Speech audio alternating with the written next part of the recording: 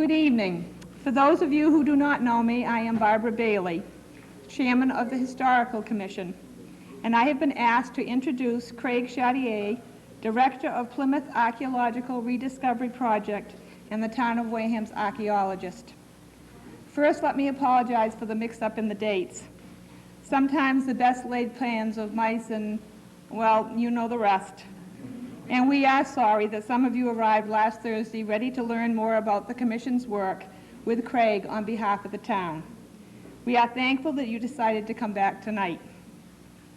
The library, with Mary Jane Pillsbury as director, have and continue to be supportive of the work of the Commission. If not for the library, we would not have an appropriate place to keep our records, research sources, and hold our meetings. We are most appreciative of that support. Speaking of support, our work is and will continue to be expensive. Town meeting members, by voting money in the budget for our use, allow us to begin our work, but only to begin. It is important that we continue to discover, retrieve, document, and protect the history of Wareham. If you would like to become a part of that effort, please support us with a donation. The lecture is free, and all donations will be deposited in the Historical Commission's gift account to be used only for the support of the work of the Commission. The Commission has, within the last few years, commenced working toward becoming a Massachusetts Historical Commission accredited town. To become accredited, the local commission must complete and submit an architectural and an archaeological survey to MHC.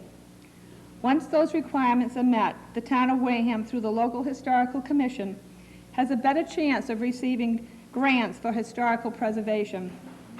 The architectural survey is well on its way to completion after documenting over 3,000 structures built 50 or more years ago and researching in depth approximately 75 historic homes and businesses and 7 villages or areas.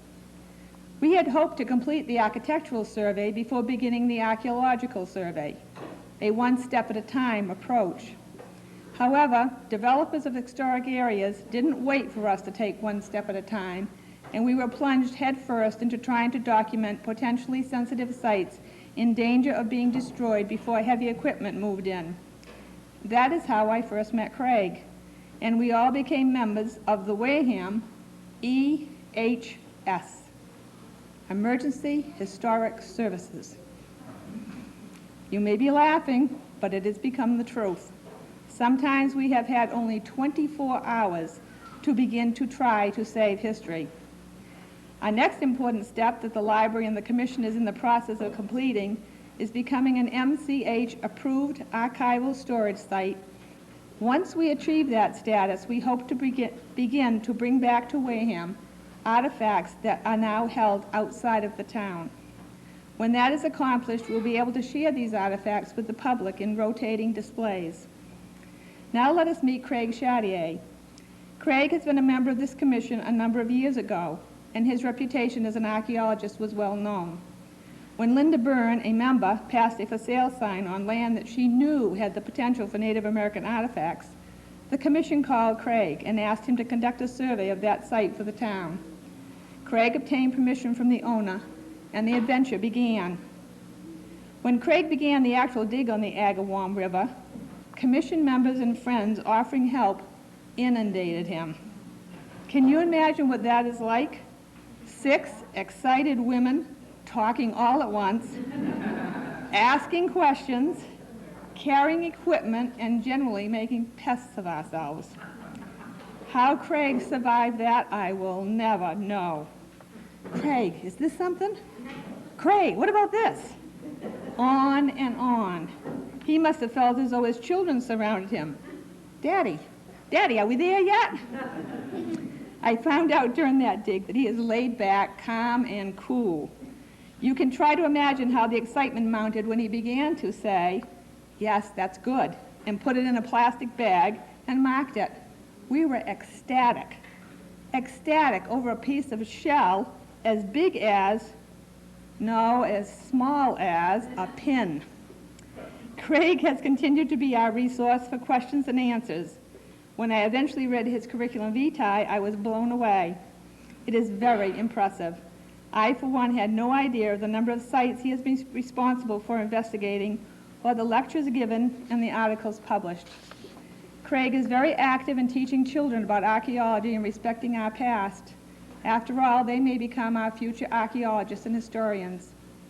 As our town's archaeologist has responded to all our calls and emails with advice and support.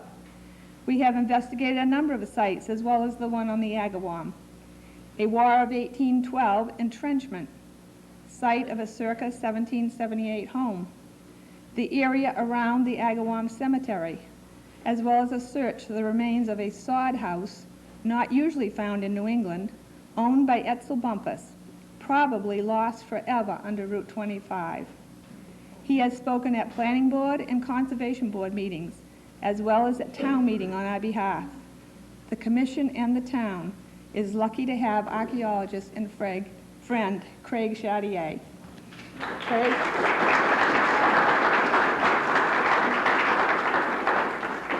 Wow. That's a lot to live up to, but thank you, Barbara. I'd like to thank the Historical Commission. Without them, none of the slideshow you're going to see tonight, the talk, most of the archaeology and the history that we're going to be talking about, none of it would have happened without them, without their support. The monetary support is secondary and supplemental to the actual support that I've had from them, doing the research, talking to various people in town, getting them to get permission for us to go out to various areas. I don't live in Wareham. I live in New Bedford. I did live in Wareham a few years ago. I'm in New Bedford, so I'm not driving around all the time seeing the signs go up for various developments, as various pieces of land go up for sale, etc. They're the ones who see that, then get on the phone, give me a call, send me an email, like Barbara said. Then I respond in kind, however I need to. Sometimes it's just a matter of pulling out some books at home, pulling out some maps at home, looking at them, saying, no, there's probably not anything there. You can talk to the owner, maybe we'll go out and take a look, but it seems like there's nothing there. More often than not, especially this year, it's been more of an issue of take out the maps, look at the maps and say, whoa, yeah, there definitely could be something there. One of the things we're starting to work on now, like Barbara said, is doing the reconnaissance survey. Basically, what that's going to be is having probably another meeting like this, another talk, trying to get the input from all of you and anyone else in town that you know of that knows anything at all about history and archaeology here in Wareham. We're going to try to get together all the collections, all the archaeology collections that are in town, get them inventoried, put that into a comprehensive database, get all that information together for everybody in town to be able to use. If they're doing research, if they're just interested in finding out what's in their neighborhood, whether or not there could be something in their neighborhood, that'll be the next thing that we're going to start working on. Tonight, what I'm going to talk about is Wareham, the history, brief history, but especially the prehistory and the prehistoric potential that's here in Wareham. And then specifically, I'm going to be talking about three archaeological sites that are in town here, probably three of the most significant ones. One of those sites is a high school site, which is right across the street here, Wareham High School site. Another one is the car track site, which is down in East Wareham. Then the other one is the Agawam site. That's the one we did our excavations at last year. And that one's also in East Wareham near the car track site. So we'll be talking about those three. I'd like to start by, you can turn the lights down, and we can start the slide projector. Archaeology is the search for the past, basically. I do a lot of education programs with children, and you ask them, whether they're 6 years old or they're 12 years old or 15 or whatever, what is archaeology? First thing all of them say is dinosaurs, going out digging dinosaurs. And I tell them, no, archaeology isn't about digging dinosaurs. We deal with old stuff, but not stuff that's really that old. Archaeology is mostly about studying people. It's a branch of anthropology. There's 4 branches to anthropology. Anthropology is just generally the study of people. Archaeology is the study of people's trash, basically. I started doing archaeology when I was about 4 or 5 years old, digging holes in the backyard. I grew up in New Bedford. Our house was built in 1850. We always had trash showing up in the backyard. Most of it dated back to like 1930, 1940. But it seemed like treasure to me. I didn't care how old it was. I was collecting stuff. My father was a great influence on me. He had a metal detector. We would go metal detecting in New Bedford at the parks. We'd find pennies that were 30 years old. We'd find pennies that were 100 years old. I read National Geographic. He was a dentist as well. He always had a huge supply of National Geographics in his office. I was always taking the National Geographics out of the office, bringing them to my room, looking through them, finding all the articles about archaeology that were in them. I couldn't get enough of it, basically. And then when I finally got the chance in college to actually study archaeology down at the University of Rhode Island, I jumped right into it. So I've been doing archaeology since the early 80s, basically, doing actual, going out digging, getting paid for it, more or less, since the early 80s, down in Rhode Island. I went to school in Rhode Island, got my bachelor's degree there in anthropology. Then I went to the UMass Boston and got my master's degree in historical archaeology there. And since then, I've worked for just about every archaeology company in New England. Then I also went down to Virginia for a year, and I dug down in Virginia, down in Jamestown, did research down there. I worked at Plymouth Plantation for a number of years. I was one of those guys that would dress up in the funny clothes, wear the hats, talking the funny dialects. I did that because Plymouth Plantation doesn't have an active archaeology program, really. They have a huge collection, lots of stuff that was dug up years ago, really important stuff, but no actual program going on all the time. So if I wanted to work with their collection, I had to wear the funny clothes. I started off working down at the Native American site at Hobmock's home site, working down there, making arrowheads, doing reproductions, all the hands-on stuff, skinning deers, scraping deers down, any of that kind of stuff. Anything I could do that would help me learn more about archaeology. And that's where I found that I really wanted to focus on 17th century archaeology and Native American studies. And so that's where my focus has been since then. And luckily, Wareham's a perfect site for anyone interested in Native American archaeology, and we'll talk a little bit about that. Next slide. This is what archaeology used to be. This is archaeology in the late 1800s. Actually, this is 1920. This is down at the Avoca Trading Post Museum down in Bourne. I don't know if anyone's ever visited down there. In 1995, UMass Boston, I was able to organize a field school with the late Dr. Barbara Ludke, who was up there. And we organized a field school at this site. And what the site is, it's believed to be the site of the first trading post of the Pilgrims, dating back to 1627. We were able to go down and do some excavations around the reconstructed house. This man here that you see up on, this guy right here, that's Percival Hall Lombard. He was one of Massachusetts' earliest archaeologists. He dug the site, found all kinds of great stuff, and then had a reconstruction of what he thought the house looked like built on the same site. We went down and dug around the site, around the house. We ended up finding a palisade trench, a trench running around the house that was erected around 1675, right around the time of King Philip's War for defense of the house. I have a couple of slides of that you'll see too. Luckily, they didn't use it for a palisade too much. They filled it with trash. They decided that there wasn't a threat down there or something, and they filled the whole thing with trash. So we have this time capsule of all this material dating from 1675, and it was really great. All the materials we found there dated to the late 17th century. We didn't have anything dating to the early 17th century, but this is what archaeology used to be. Some of the things you don't really see here is he didn't make use of screens too much. He pretty much used the shovel here and the shovel here. He said he had a potato rake that he'd do some digging with. Then he also had this gentleman here. This guy did all the digging, basically, and Lombard would sit back and take notes and do some of the screening and that kind of thing. But he was one of the earliest archaeologists here in Massachusetts. Next slide. Archaeology in Massachusetts, a lot of it is about Native Americans, about finding Native American materials. We don't enjoy digging Native American graves. Used to be that's what people would go out hunting for on a Saturday afternoon, try to find a Native American grave. That's not what we do anymore. Attitudes have changed a lot since archaeology got started in Massachusetts. Nowadays, when Native American graves are uncovered, they're uncovered accidentally. No one searches them out. The thing about Native American graves is that they're located in areas where people want to build houses or Walmarts or Home Depots or whatever. You can't tell that they're there because Native Americans had a different way of marking their graves. They didn't put stone headstones like we have. And as a result, since a lot of Native Americans have been driven out of the area or have died, a lot of their memories about where those graves were have been lost. And so as a result, one of the only ways that they can be found and protected is through archaeology.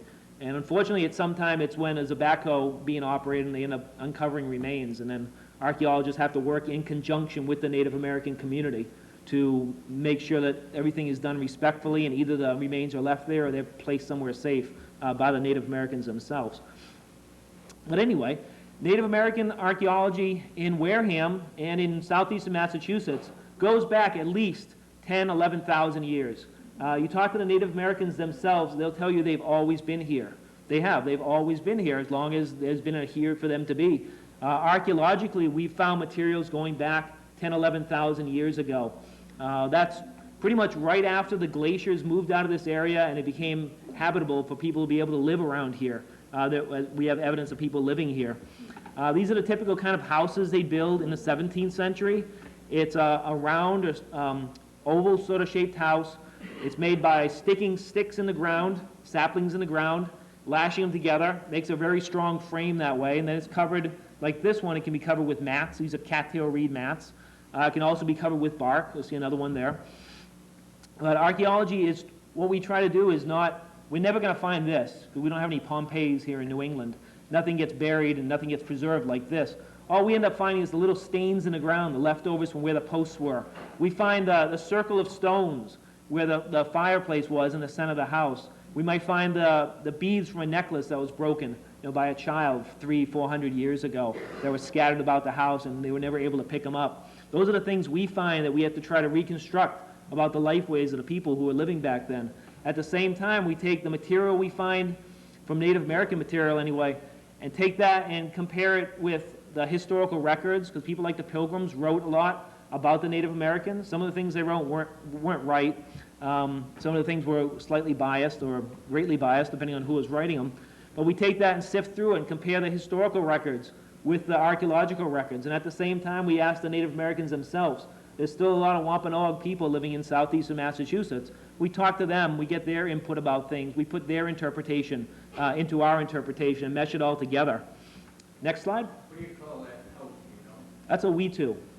Specifically, this is called a puttercocken, a round house. What do you do with what the facade and Avoca for the roof? What the facade is the saplings?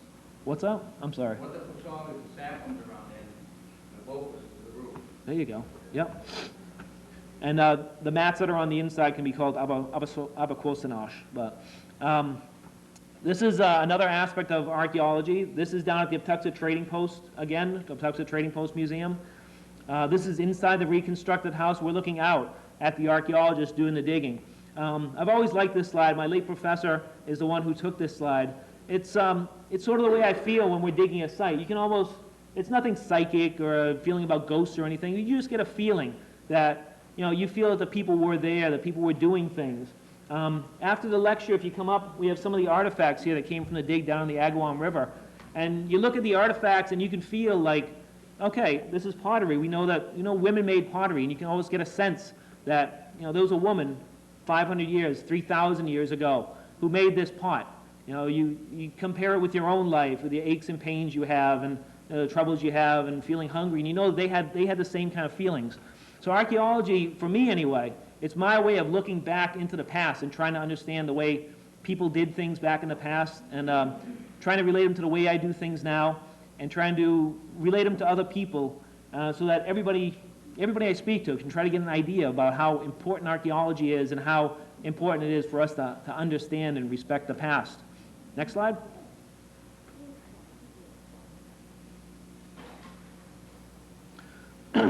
Archaeology is also used a lot by museums, such as Plymouth Plantation. Archaeology was used at Plymouth Plantation a lot for the reconstructions of the houses, to describe to determine the type of pottery that was used. Because a lot of times the historical records will tell you that Mistress Mullins, we know that when her husband died, in the inventory they had 5 earthenware pitchers. That's all it says. We don't know if they were red pitchers, we don't know if they were yellow pitchers, we don't know the exact details of it.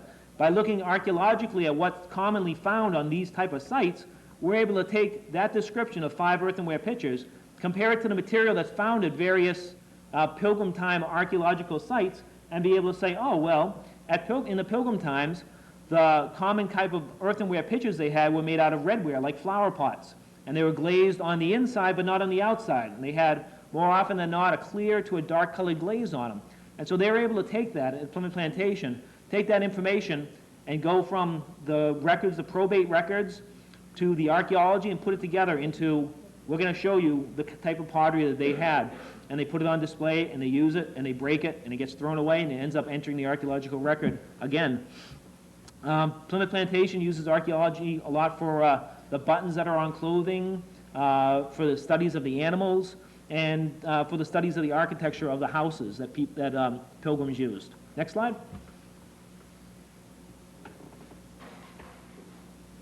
Archaeology deals with two things mainly in the big general scheme of things.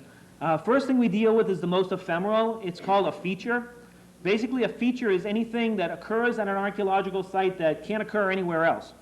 If you find a grave at an archaeological site, for the most part, you can't dig that grave up and carry it somewhere else and put it somewhere else. If you find a hole for a post at an archaeological site, for the most part, you can't dig that whole thing up as one big block and carry it somewhere else and catalog it and measure it and weigh it and that sort of thing. Features are any kind of stains in the soil, disturbances in the soil caused by people, it's disturbances in the soil that are a result of people's activities. Like, for example, this is a post hole. You can see this circle going around here. This is the hole that was dug to seat this post. This post is not that old. It dates to about the 1930s, but it's a nice example of a post mold, a post hole and a post that would eventually rot down and turn into just a mold, a dark-colored stain right in there. So first off, we deal with features. The next thing we deal with, next slide, which I think might be another feature slide, but we'll see. Another example of a feature, this is that trench I was telling you about, the Palisade Trench. You can see it starts down here, it kind of angles up here, and they filled it all with shells. These are all oyster shells. There's part of a cow leg bone here. There's some really neat pottery that we found in there, lots of clay pipes, bones from all different sorts of animals. That's another example of a feature. Next slide. This is an example of some artifacts. These came from Kingston, Mass., from the site where Isaac Allerton, one of the pilgrims, built his house in Kingston. These are Native American artifacts, though. Obviously, Native Americans lived at the same places that the Europeans later lived at, because they had a lot of the same characteristics, things that people liked, which we'll talk a little bit about. Next slide. These are all made out of various kinds of local stones, just like the stuff we find down here in Wareham. This is some Portuguese pottery dating to 1675, 76. That came from that trench that I showed you in the earlier slide. This is part of a large bowl or a charger that was broken and thrown away into this trench in 1670s. Next slide. Basically, when we have an archaeological site, we have a place we think there might be archaeological material, what we'll do as a first step is we'll evaluate the site, we'll walk over it, we'll take a look around saying, oh yeah, it looks like it could be a good spot. You know, the land isn't too slopey, it's not really wet. It looks like it might be a spot where people were living. So if we're going to do testing there, the first thing we do is lay out a grid on a site. Certain sites, like this one down in Rhode Island, we actually laid out a grid with stakes and with string.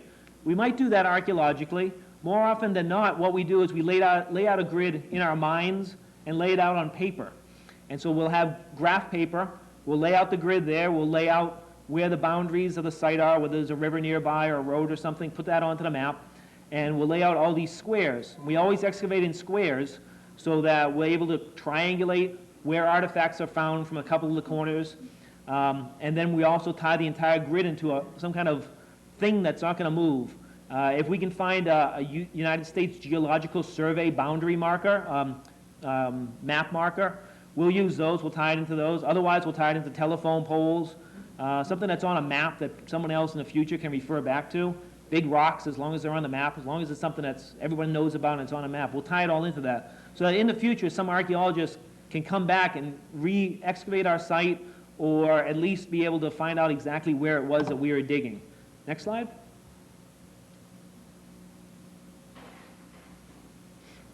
And after the site's all laid out, after we have a grid all laid out either in our minds or actually on the ground, the next step is to start taking off this topsoil. This site here, we excavated this entire area, so we took off the topsoil on every single one of these squares, screened all that topsoil, kept everything separate by square and by level. We usually dig in levels that are maybe 4 inches, 2 inches, depending on what we're finding. That way we have a lot of control. We take a lot of photographs, we take a lot of notes. There was a video that was running on the TV here earlier. That's from the excavation at the Agawam site. We do a lot of videotaping, I do anyway. So we always want to record everything, because the thing about archaeology is that it's destructive by its very nature. We're investigating the past by destroying it.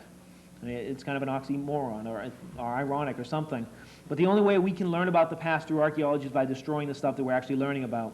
And so as a result, we want to make sure we record everything in as much detail as we can so that someone in the future can look back at it.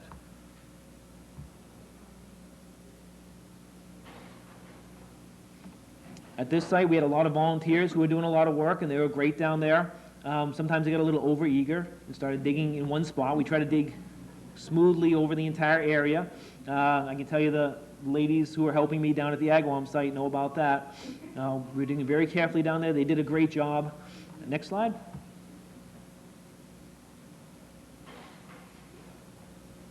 Example, using a trowel. You see there's a trowel here, like a masonry trowel. It's the main tool we use, paintbrushes. Lots of digging, lots of scraping, because you never know when you're going to find something. For example, these are a couple of side blades or sickle blades that were found underneath this stone here. There's 2 other stones lined up in a straight line here, and there were another 3 down here. It was a corn crib that was used for storing corn at this site in the 19th century.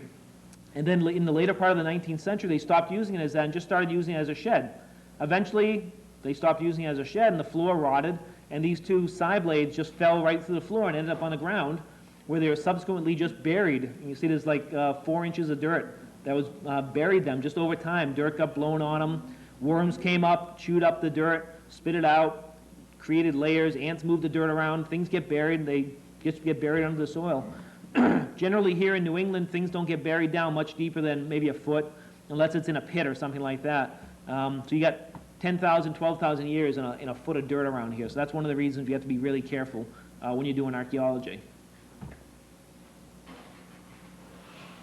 There's a few examples of some of the things that we found. Not at the Agawam site, not in Wareham, though these things could occur in Wareham. They say that the earliest site in Wareham here, the earliest historic site, could go back as early as the 1630s. These are materials that date from the 1630s through the 1670s.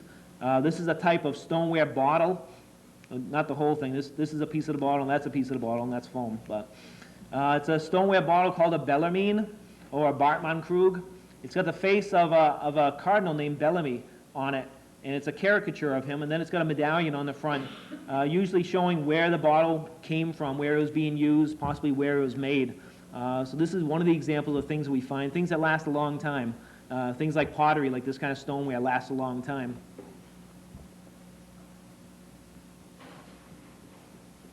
Other things, such as bone, these are sand tiger shark teeth. These will last a long time if we have them buried inside of shell, because what the shell will do, the shell will neutralize the natural acidity in our New England soils because of all these pine trees that we have and the oak trees. So the shell will neutralize the acidity and allow bone to last a lot longer. So sometimes we'll find animal remains that date back 3,000, 4,000 years or so. The other way we find animal remains is when someone's been sitting around a campfire or a house fire, eating food, and then as they finished eating the food, they just took the bones, they threw them into the fire. Eventually, the fire will burn the bones enough, it'll turn them white into a white chalky substance that we call calcined bone, and that'll preserve it for forever, indefinitely. All the organics are out of it, basically, and it'll stay there and stay preserved for a long, long time. So down at the Agawam site, the oldest feature that we have down there dates back about 3,400 years. And in that feature, we didn't find any real bone like this. We found calcined bone. But we had other features down there that were a little more recent, and they had shell in it, and bone was preserved. Even bones as small as little herring bones were preserved inside of those features because of the shell. Another example of material, this is a nice example of a crossover between Native American culture and European culture. These are soapstone or steatite tobacco pipes that were made probably by the Narragansett down in Rhode Island, and were traded to the Europeans, to the pilgrims, the people living in Plymouth in the 17th century. They were made in a style, in a shape That's the same as European tobacco pipes, but they were made in a medium that Native Americans were using for thousands of years, in the soapstone medium that they were using for thousands of years. And they were trading these between the Native Americans and the Europeans. This was found on a European site that dated back to 1630 and was destroyed on March 12, 1676 at 9 o'clock in the morning. We know when the site was destroyed because it's in the records. It's the site of the Clark Garrison House up in Plymouth. We know exactly when it was attacked and destroyed. Then from the historic documents, we know that the Narragansetts in Rhode Island were making these pipes and trading them to the English. So it's a nice way to combine the historic documents and the archaeology.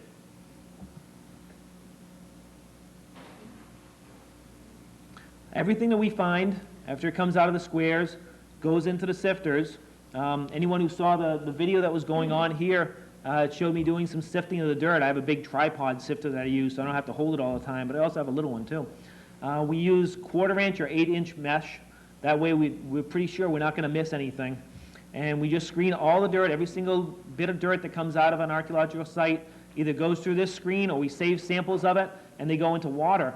And when we dump them into the water and get some bubbles going in there, it'll make seeds and fish scales and things like that float to the surface in charcoal. And we'll collect that and save it, and it can be analyzed by people that specialize in that sort of thing, ones who look through microscopes all day long. And they're able to tell exactly what kind of seeds people were using. I know how to analyze animal bones. That's my specialty. I'm a zoo archaeologist, so I love finding animal bones. So I'm able to analyze the animal bones, and there's other sorts of things. There's chemicals that you can analyze in the soils and figure out where there are domestic animals at sites and where they were dumping their trash and all sorts of things. So it's just another example of all the stuff that we have to save as we be meticulous. I'm sure archaeologists 100 years from now are going to look back at us and say, geez, why didn't they save all those rocks, all those pebbles they found? We could have been doing this and that with them. We're doing things nowadays that they hadn't even thought of 50 years ago, and it's going to be the same thing in the future.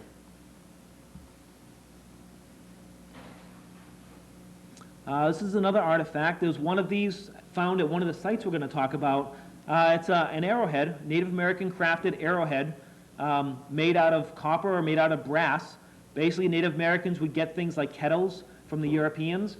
Native Americans made pottery. They made great pottery that worked fine for them. They wouldn't really need a kettle, a brass kettle for cooking in. So what they do, they take them, they smash them up, they cut them up, they make them into useful things. Make them into arrowheads, make them into knife blades, make them into beads, make them into pendants. Copper and brass had a lot of significance to the native people because of the color and because of the association with the Europeans. And so as a result, they'd make them into good stuff, good things they could actually use, at least in the early part of the 17th century. After a while, a lot of Native Americans stopped making the pottery and just started using the kettles, the brass kettles or the iron pots. But at the site, at the time when this site dates to, they were using the kettles for cutting up and making them into a raw material.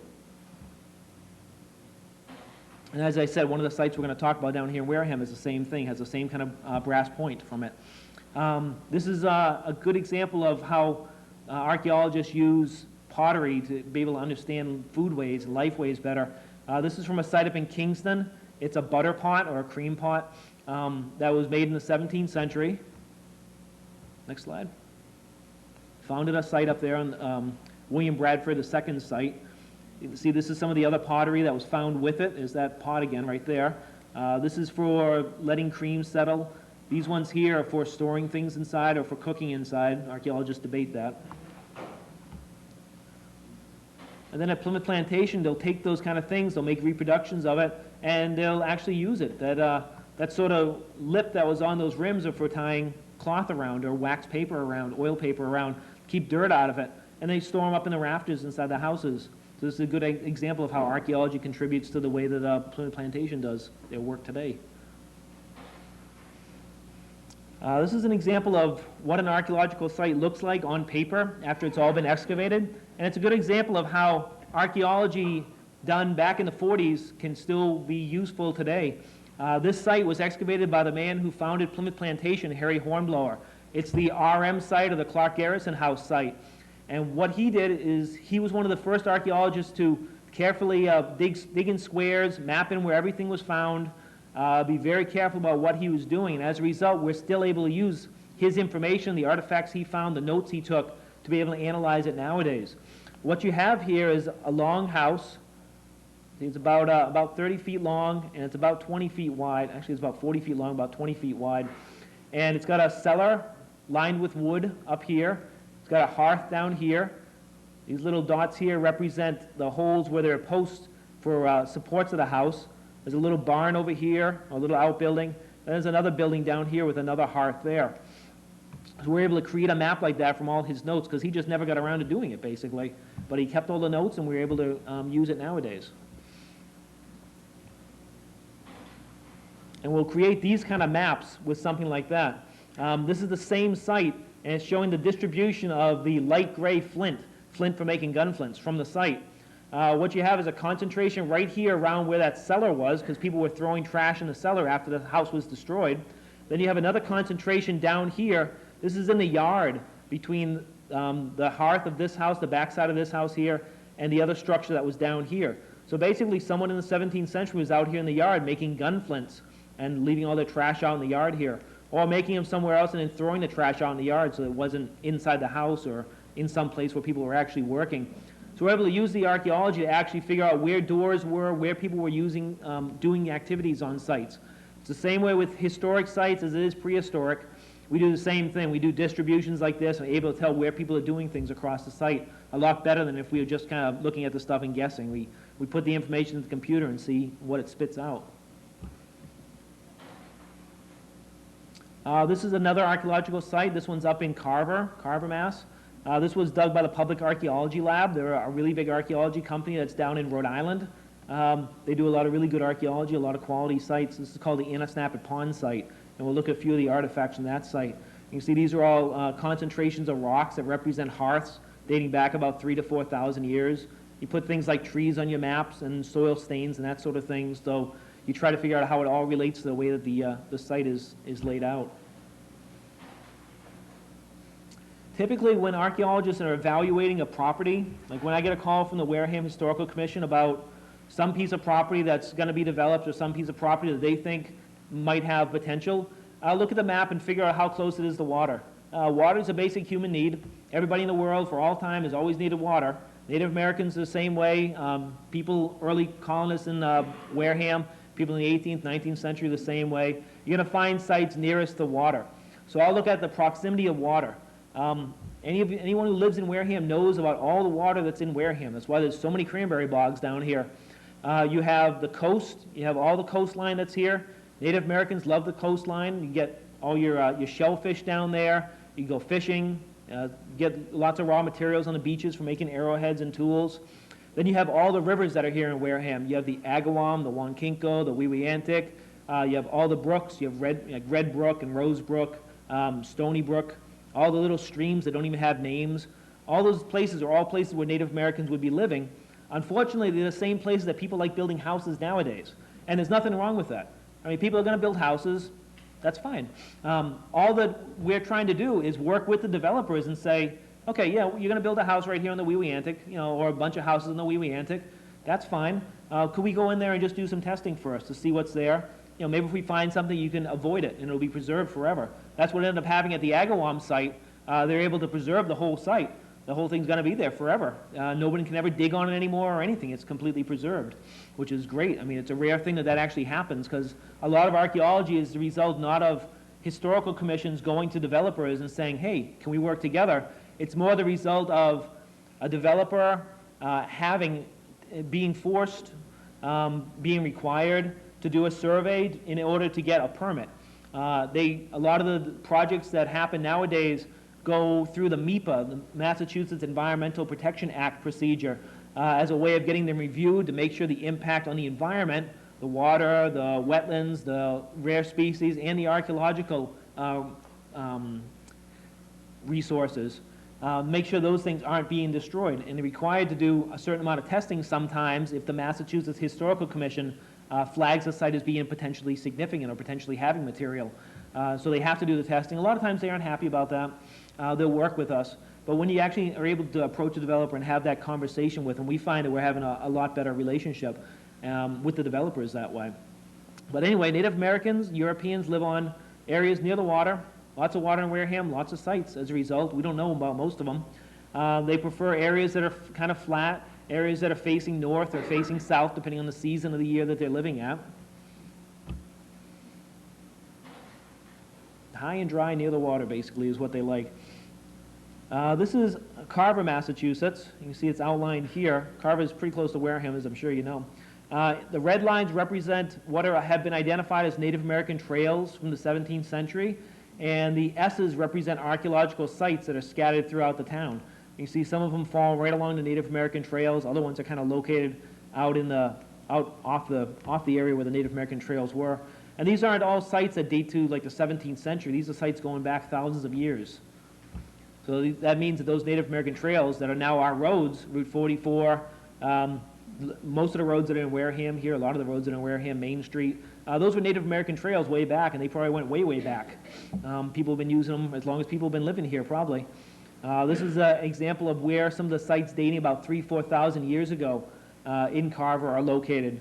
You see some of them are located right along the things that are roads. Other ones are located out in the hillsides. It depends on what people were doing.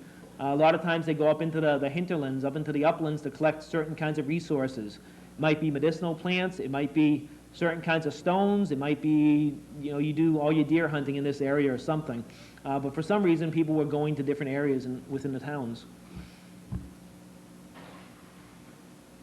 And this is just the overall number of sites that are in Carver, just kind of showing where they are without actually showing where all the trails are. When you put the trails on there, you really see that they fall pretty closely to the trails, which might also be the result of the roads being there and being more access for people who are actually going out looking for archaeological sites nowadays. So that's one of the things we always have to work against, is that there's always a potential that the distribution of sites is a result more of the bias of people, being able to go down Main Street and finding a site right off the road as opposed to going way out in the woods and finding something. But avocational archaeologists, amateur archaeologists, whatever you want to call them, they're instrumental to archaeology, basically. There's some professional archaeologists that don't believe avocational archaeologists have a place in archaeology at all. That's not true. Most of the archaeology that we know about is the result of avocational archaeological excavations over the years. As a result, by some of these archaeologists saying that, okay, those guys are just pot hunters, we're not going to deal with them. As a result, they're missing out on all these archaeological insights that these people, avocational archaeologists have. I know there have been a lot of avocational archaeologists in Wareham who have done a lot of great work. We're still looking at the stuff today. The car track site, when I talk about it, it's an example of that. We're still re-looking at their stuff, trying to get their collections back to Wareham so we can reanalyze them. And there's still avocational archaeologists who work in Wareham today who know a lot about the sites that are out there, where the sites are. And what we're trying to do with the Historical Commission is bring together myself, a professional archaeologist, the avocational archaeologist that knows a lot more of the ground stuff, where the stuff is. Because like I said, I don't live in Wareham. I don't know every bog and every side road that's out there, but avocational archaeologists do. And bring them together with the Historical Commission. We're all trying to have a dialogue and work together and try to put the whole story of Wareham together, because it's not fair if I have a piece and I don't let somebody else have a piece, and they don't like me because they think I don't like them and they won't give me the piece, and then someone else gets mad. So what we're really trying to do is create a dialogue in Wareham.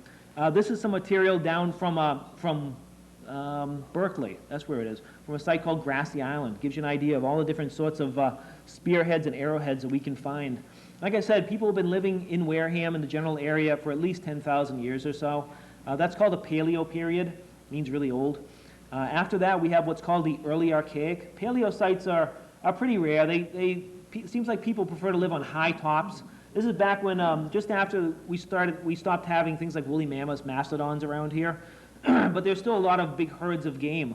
And so people during the Paleo period would live or just hang out on these high bluffs to look out for all the herds of animals so they could go after them. Or they'd also be living in different areas to utilize different sort of resources like rabbits or whatever it is they need to be utilizing it then. But they were very sparse. There weren't a ton of people around.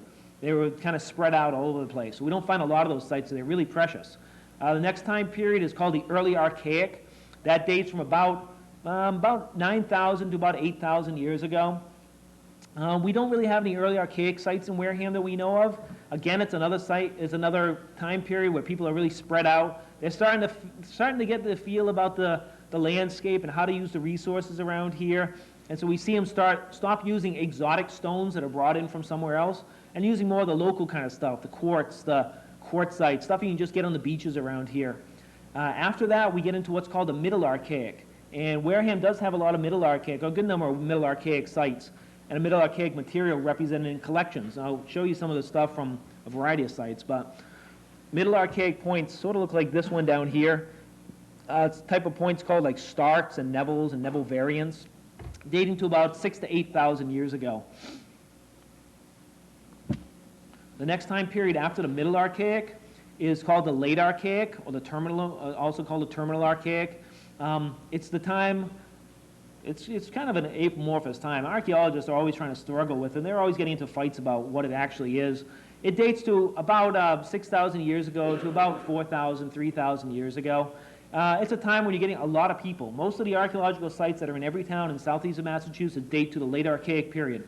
It seems like either there were a ton of people living down here, a ton of people everywhere, or these people were making a lot of stuff, losing a lot of stuff, throwing a lot of stuff away, and just like going everywhere and collecting stuff up in the hills, collecting it down by the water, collecting up this stream, up that river, everywhere. We just find these archaeological sites dating to the Late Archaic all over the place. Commonly, whenever people bring me things that they've found, they're spear points, kind of like that, or I'll show you some other ones too, that date to this Late Archaic period. Like I said, they're everywhere. This point here, just to step back for a second, this is an early archaic, a bifurcate-based point. See, it's got a little bifurcate, two little ears on the end there.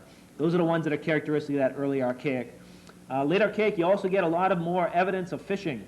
Like, for example, down in Dighton, they got this fish stone. Is it a weight? Is it a totem? Who knows? You know? We don't know what it is. Archaeologists don't know what it is. We can't actually travel back in time and figure out what exactly it is. You know, we kind of guess at it. You know, we get people's opinions about it, but in the end, you know, we'll never really know because we can't travel back there and actually get the real facts, the real truth about what it could be. So we give it a best guess. That's what archaeology is sometimes. It's about making guesses, called hypothesis. More evidence of fishing to Late Archaic. These were all found together, probably part of one fishing net, found down in Dighton again. All these fishing weights.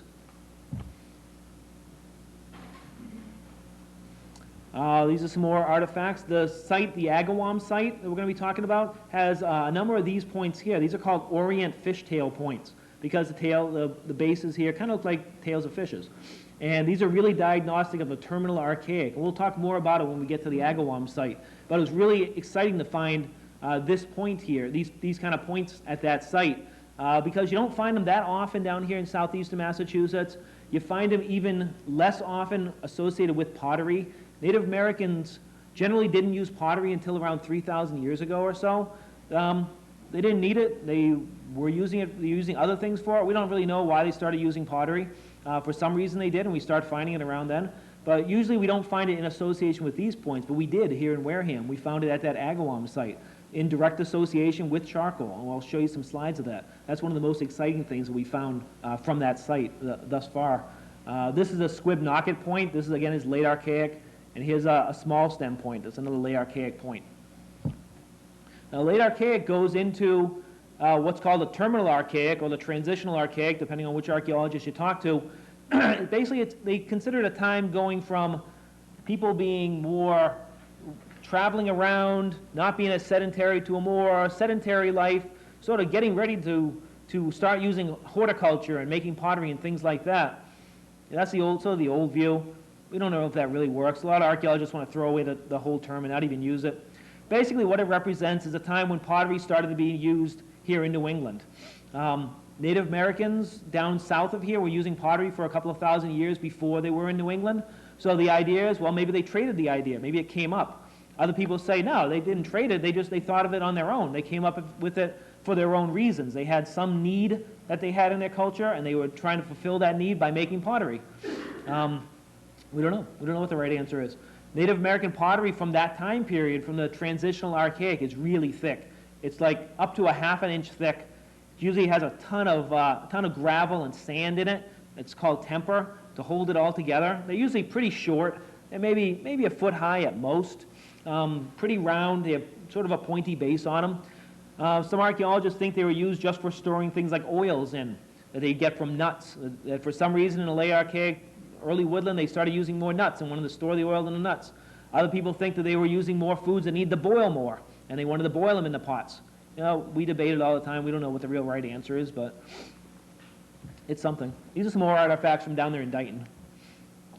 This is a really early artifact from the Paleo period. That's from Carver. This is called an Eden point. This is an adze. This is a stone woodworking tool. Gives us evidence that maybe they were starting to make boats during the late archaic, middle to the late archaic. These are some middle archaic points here. These are some more points from up in Carver. Don't worry, Wareham has good stuff too, not just Carver. We have cool stuff down here too. Another net weight. There's some awls or drills for making holes. This is a weight for an addle, which is a kind of spear thrower that people would use before they were using bows and arrows in this area. These are some more artifacts from Carver. I did a talk in Carver last year. That's why I have a lot of these slides. They're nice slides. They have good stuff.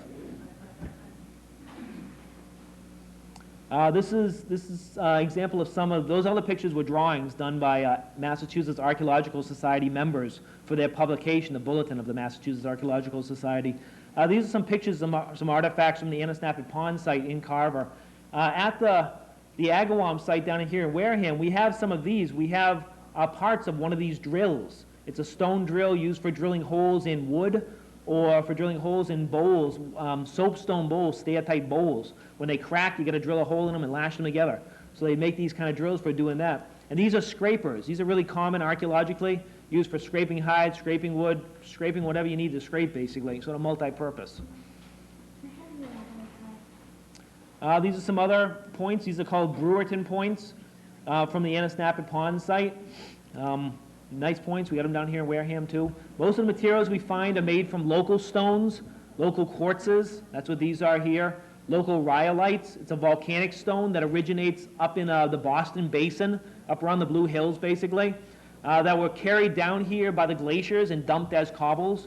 But also people would go up and collect these stones, walk all the way up to Boston or take a canoe to Boston, collect the material, come back down, work it back at your house, and make it into points to use down there, or trade it amongst people as well. Again, these are those Orient Fishtail sites. I want you to be familiar with them. If you find any in Wareham, tell me about it. They're really, really important. I'll show you a couple of sites that have them. Again, Antisnap Pond. These are all made out of local stones. That's what most people find. Most people find the ones made out of local stones, not us. You'll see. These are some other late archaic points. These are called Wayland points. These big wide bases. And you went backwards, I think. That's okay. At least I knew. This is Wayland Points again. There we go. Hey, we're in Wareham now. All right, this is a 1795 map. This is the earliest map we have of Wareham. You can get a good idea about how Wareham's laid out. You can see where the roads are. This is some of the rivers that are there. The Agawam River's running down here somewhere there. Somewhere down there. Hard to see from this angle. The Wee Wee Antics there. The Wonkinko's right there, I believe. Well, I mean, lots of ponds. There's Dick's Pond. There's Union Pond. There's all these other ponds that are in Wareham. It's a great place for people to live, that people have been living, forever around here. Big thing in the, I'm going to talk mostly about prehistoric stuff tonight, Native American material tonight. But another thing that's really important in Wareham is historic materials, early houses and mills. That's one of the things that we're researching a lot on right now is the mills of Wareham. There were a lot of mills with all this water, all this running water. You had early mills like Fearing's Mill up here on the Agawam River, up near what is it, the Elks Club that's up there now? Near the Elks Club, where the herring run is. That was an early mill. Other mills on the other rivers as well.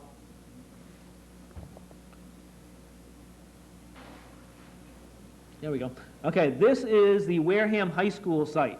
If you go out this door and you turn to the right and you look over, it's where the new high school is, basically, and all the fields, the athletic fields that are out there.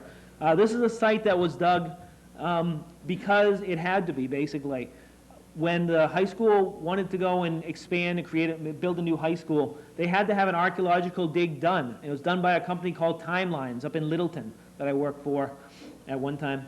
And what they did basically is the same techniques we always use when we're doing an archaeological survey. They looked at a map. They saw that the Broad River Marsh is up here, and there's this nice high area right above the marsh, and it looks like it could be a really hot spot. But they walked around out there, didn't see anything on the ground because it's all buried in the leaves and under the dirt. So the first thing you do is you lay out the grid, and then you dig test pits. They dug test pits in straight lines, extending across the site. You can see this way here. They dug all these test pits, little ones that like 1.5 feet square, dug down foot and a half, basically till you stop finding stuff. Generally in archaeology here in New England, you get maybe 2 or 3 inches of duff, that really rooty topsoil stuff, and then below that you get, depending if it's been plowed or not. If it's been plowed, it's deep. If it hasn't been plowed, it's shallower. It's that like brown, black kind of dirt, the A horizon we call it. That's where, if it hasn't been plowed, you get a lot of the historic stuff. That's the more recent dirt, the really rich stuff.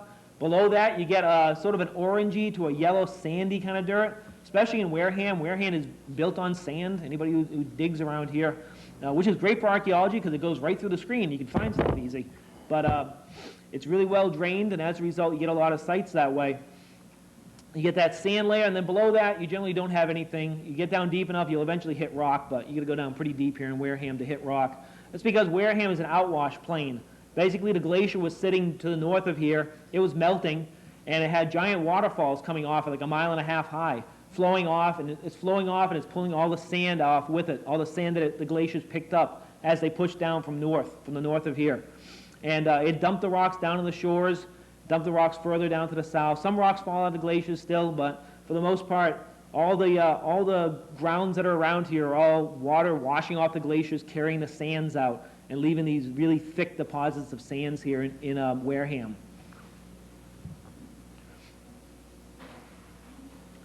So they did their testing, and they dug all those test pits. They dug a couple of 100 test pits. They found material in some of the test pits, but not in other ones. They're able to determine where there's a concentration of stuff. So basically, they went to the town and told them, well, we think there's a pretty significant site here. They sent a report into the state. The state reviewed it and said, oh yeah, definitely, it looks like there's a significant site. You need to do some more testing. So they went out and they did a larger grid with tighter testing all around the area that was going to be developed, and they came up with 2 loci, 2 areas, 2 concentrations of material at the Wareham High School site. They had this one big one, and they got one that's slightly smaller. This one's a little more amorphous. This one's a little more concentrated. Basically, that just represents the area around which people were using stuff and throwing stuff away, the area where they actually found things. All these test pits out here didn't have anything. There was nothing between these 2 areas. And these test pits out here were all sterile. They didn't have anything. So it's just concentrated here in this one area. And what they were able to determine was that the site looks like it went back about 3,000, 4,000, possibly 6,000 to 8,000 years ago at these 2 different loci that were there. Ooh, next slide.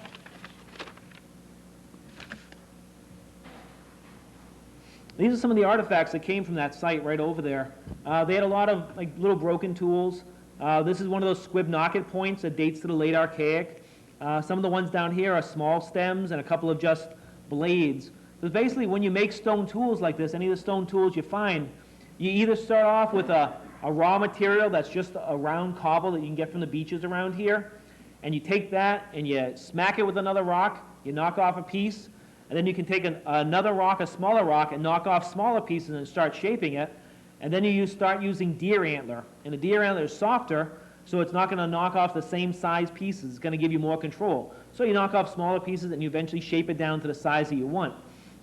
You can use the local stones, the Rhyolites, the quartzes, or you can also get exotic materials. They're trading materials from up in Saugus, Mass. There's a jasper, a stone up there we call a jasper. It's not really a jasper, but it's a really fine-grained stone, and they're trading it from up there in Saugus. You also get materials that come from as far away as New York State.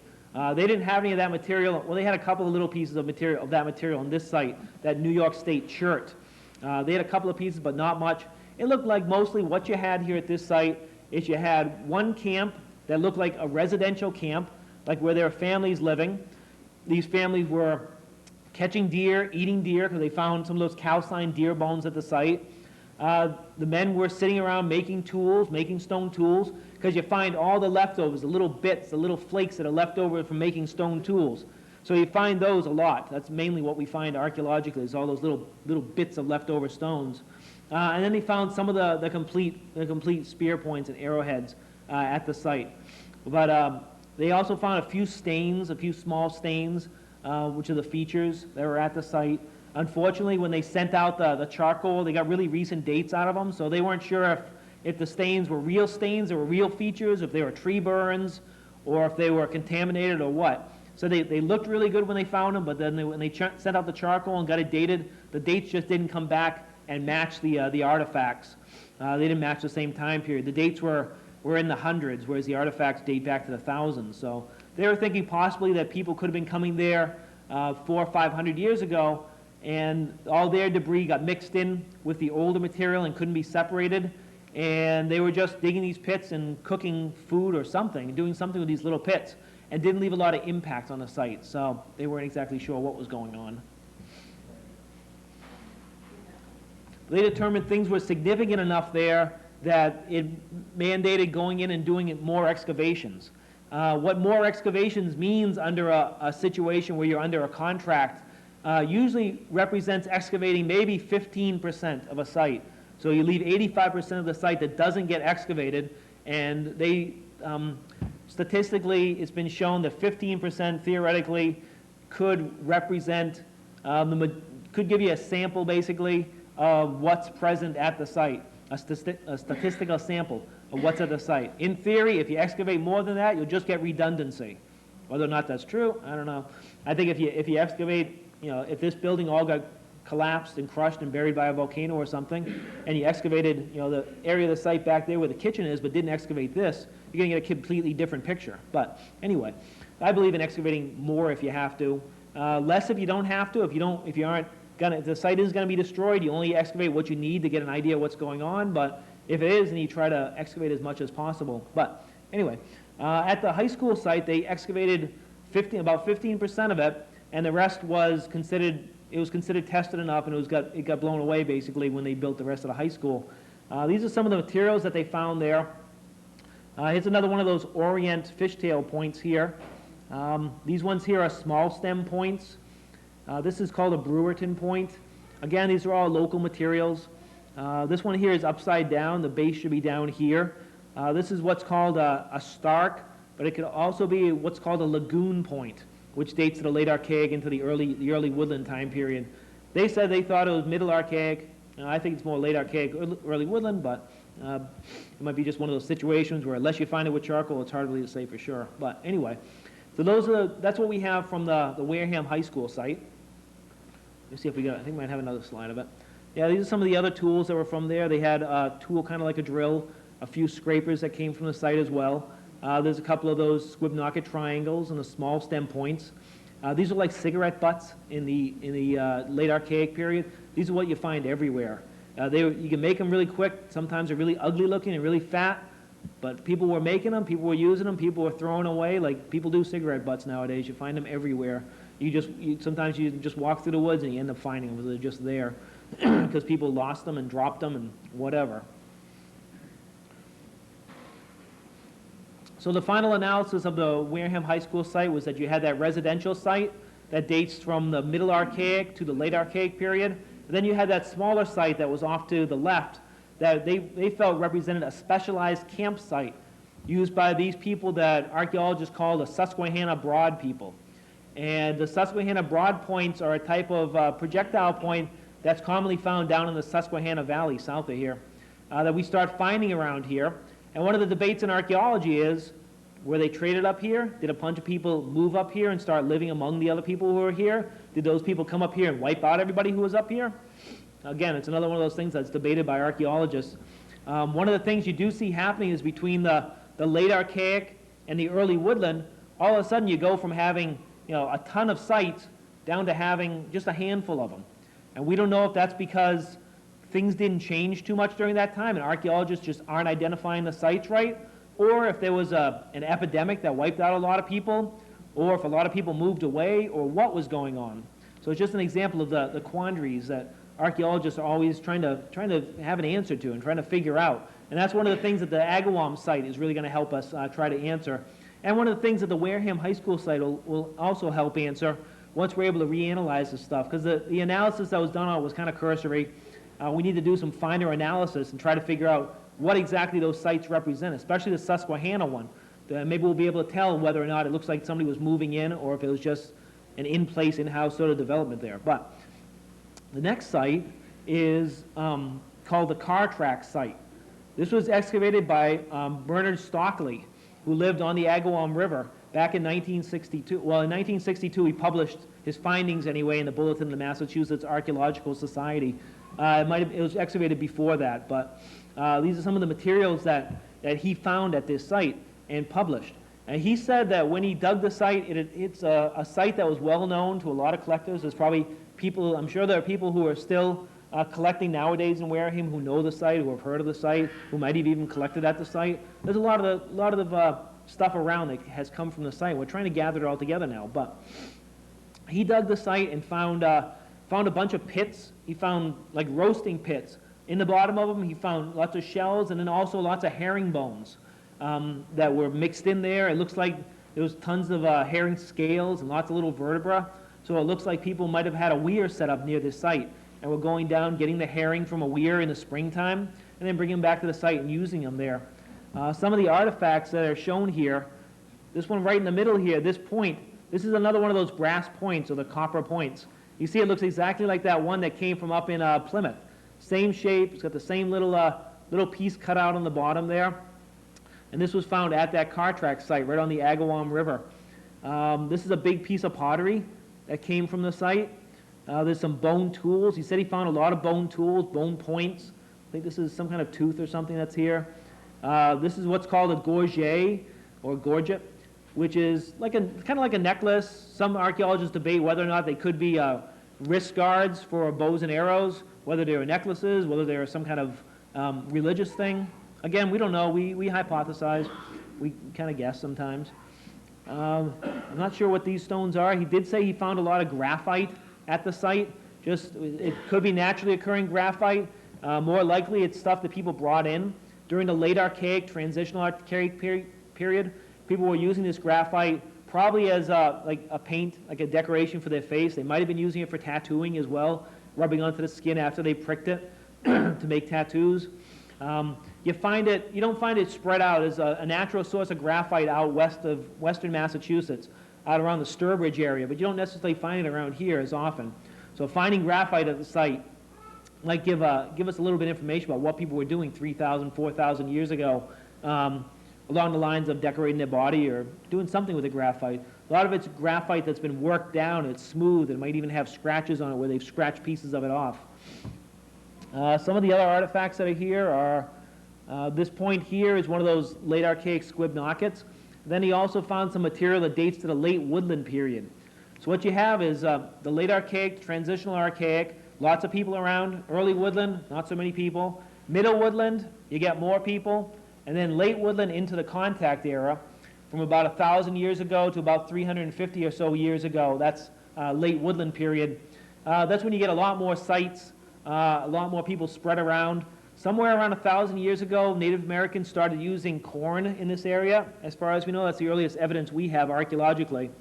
They started using corn, so you start seeing that. People think that once Native Americans were using corn, they started living more sedentary. They lived in one spot for a longer period of time because you'd have to stay by that corn.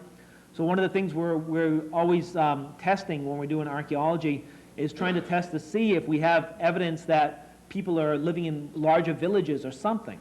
That's one of the things that archaeologists are always trying to find is evidence of a village. Because you read the Pilgrims' records, you read the documents, they talk about Native American villages being around. Wareham, for example, is a village of Agawam, was down here. Where exactly it was? Well, it's down here somewhere along the river, I'm sure. Somewhere in this general area was a village of Agawam, but no one's actually been able to find what we think of as a village. You know, with a bunch of houses in one spot, maybe with a wall around it, kind of like a pilgrim village. Probably what they were doing was living more spread out along the river. So maybe the whole village of Agawam spread along both sides of what's now the Agawam River. And people would live there for the springtime, into the summer, into the fall, grow their crops, plant their crops, grow their crops, harvest their crops, pack up their stuff, and move inland. Maybe move up to Carver. And go up to Carver, stay around the ponds in Carver for the winter, pack up in the springtime, move back down to the coast, go shell fishing, get ready to do your planting, and the seasonal cycle just keeps going like that. So one of the things about the car track site and the Agawam site is they might give us more evidence about how people were living in this late woodland period and the contact period again, because of that point that's there.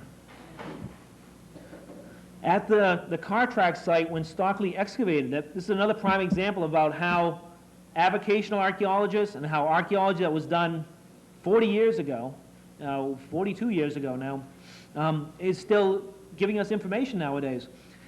Stockley he dug in squares. He was a good archaeologist. Dug in squares, very neatly recorded everything that he found, made a nice map, you see. This area here represents stuff that was disturbed before he got there. These things here are pits that he found. This is a little hearth that he found. And then he also found these little stains in the ground, these little dark stains. And I have another copy of that map up here if you want to see it.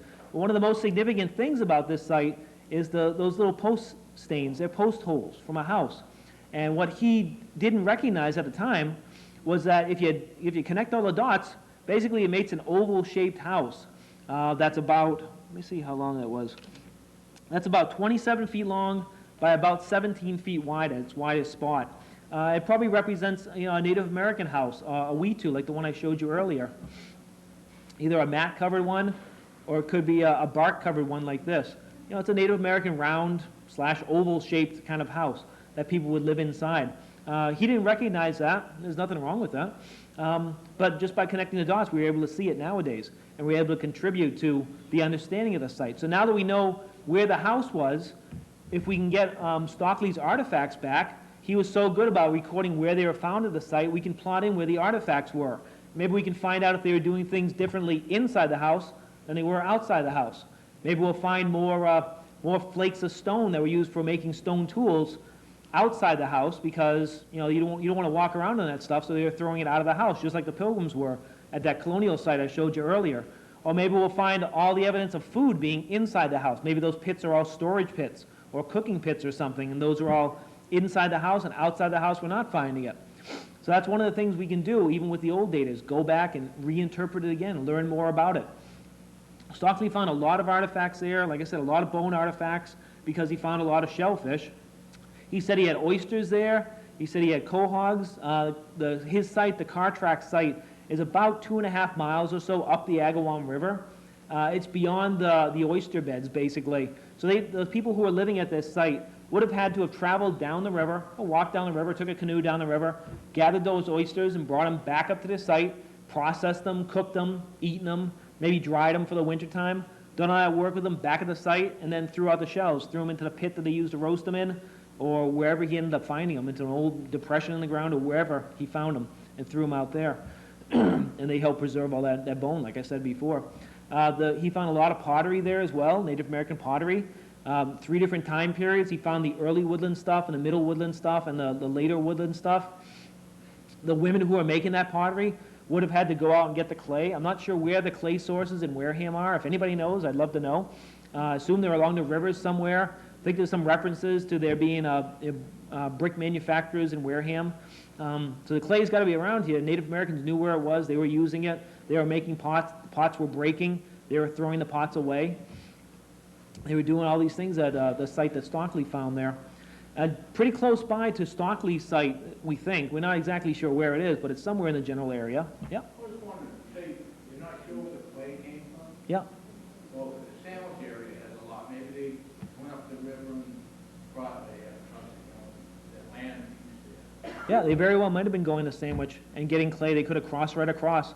I mean, these people, I don't know if people really think, I never thought of it before I started really studying about archaeology, is that, these people are mobile. They got around, they knew where the stuff was, they travel, 30 miles, 40 miles, they wouldn't think about it. We think it'd be a long way to walk to go 30, 40 miles to get some clay or to get some stone or whatever. I don't think they thought that way. They had the trails that would be like our roads nowadays. They knew where to go, they knew what to do, they could have traded the stuff as well. So they easily could have gone to Sandwich and gotten clay down there.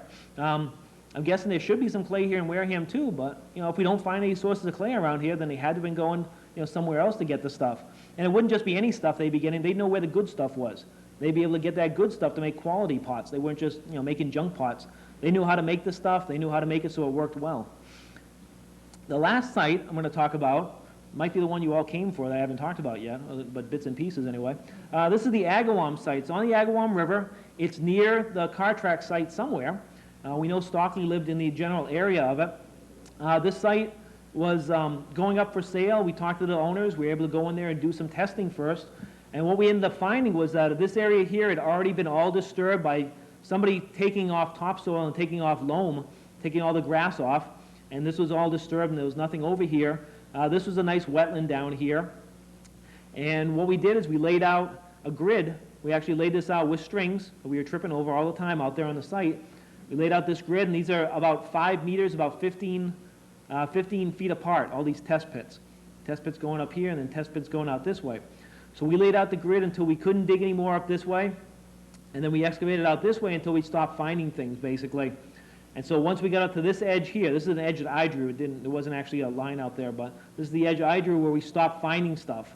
If we would have dug any more this way, we weren't finding anything, and eventually, pretty quickly, we would have gotten down into the wetlands. Up here, it had been all disturbed, and so there was nothing out here. So our site was confined to this area right here. That doesn't mean at one time it didn't continue up this way here. It doesn't mean it couldn't have continued down this way here. We got the railroad tracks down there now. And over here was other people's property that we didn't have permission to dig on. So it could have gone that way as well. Could have continued off that way. Could have been a really, you know, good-sized site. So we did this initial testing with these little 1.5-foot square test pits to determine where things were, where the concentrations were. And then we went in afterwards and did larger test squares. These ones here range from a meter square, about 3-foot square, to 2 meters square, you know, about 6 feet square. What we wanted to do is go in and try to look at where we were finding stuff when we dug all these test pits and try to actually find some evidence of pits or hearths or some kind of features that could have been at the site there that would give us more evidence about what people were doing at the site. So we dug some pits up here, and then we dug some pits down here in this area. One of the pits down here was, well, we started off down here. Let me start off by telling you. The first test pit we dug, we started finding stuff. So we knew it was going to be a really hot site. We were excited about it already. Then one of the pits that we dug up here is when we found that shell that Barbara was talking about, just a little piece of shell. And we dug down, we found the shell right up near the top. So it's earth that had all been disturbed. And as we got down deeper, we ended up finding, we stuck the shovel in the ground, and we ended up finding like a whole feature of shell, just as the shovel went down one time. And we got really excited, because that's a really good sign. Just finding shell in general is a good sign. It means that people were bringing the shell there, because it doesn't naturally just, you know, end up on the site. So we know they had to have been bringing the shell up there and using it. But finding all that shell in the pit, that got us really excited. So what we did is, instead of just starting to dig right there, we covered the whole thing over with plastic, backfilled it, and made sure that was going to be one of the areas we came back and dug a larger unit around afterwards to try to figure out exactly what was happening there. Because in a little 1.5-foot square unit, you can't see a lot. It's like a little tiny window. So we wanted to open a big window so we could actually see what was going on there. So we did all our testing, then went back, like I said, excavated these larger units here to see what we could find. The material, all told, when we were all done, the material we found dated to these time periods that are here. These points here, these are the small stem points. You see they have a really long time range. This goes from the late Archaic through the late woodland. I don't know how, it looks fuzzy from here, but I don't know if it's fuzzy up there or not. But anyway, I have that sheet up here too. You can take a look at that as well. These are those small stem points. We didn't find any of those really. I got them on here just because they're so common. Everybody knows what they are. Every archaeologist knows what they are. But we didn't find that many of them. We ended up finding a good amount of the pottery, the early pottery. We had some steatites, some soapstone that dates pretty far back. You know, goes back 3,000 years or so. Let me see that sheet here. So hard looking up that way. We had the squib knocket triangles. This is the overall date range. We don't know exactly. We didn't know exactly when things could date to. We just know that in all, overall, these are the time periods when these points have been found at other sites. The Susquehanna points, that's these ones here. We didn't find any of those.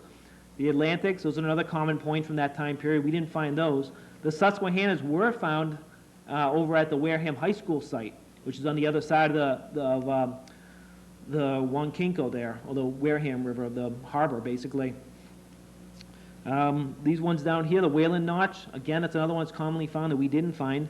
Then these are the Orient fishtails that I was talking about. We found a couple of those, and that's what got us really excited, finding those points in association with this pottery here at the same time period. Then we had that soapstone, which was there as well.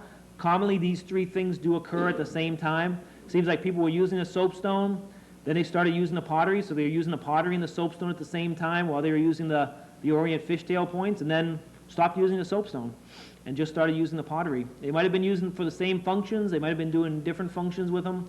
Again, it's another thing that we debate. Then down here, this is the Rossville or the Lagoon points. We had one of those. And then way down here, now it's hard to see, but those are the Lavanas. Those are the latest ones we found.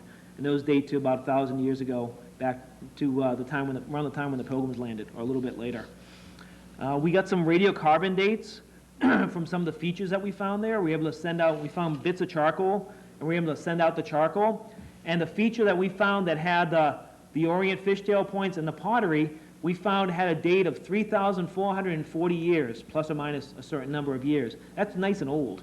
I mean, I've been searching the literature in southeastern Massachusetts and Massachusetts in general, and I've yet to find another site that has these points and the pottery together in one feature that has that nice of a date. So that right there is gonna, people all over the country are gonna be looking at that site, at the findings that we have from down here in Wareham, and trying to interpret what they're finding in different spots by what we're finding, down here at this one site, because of that this one feature that's, it's about 3 feet long, about maybe 4 feet wide.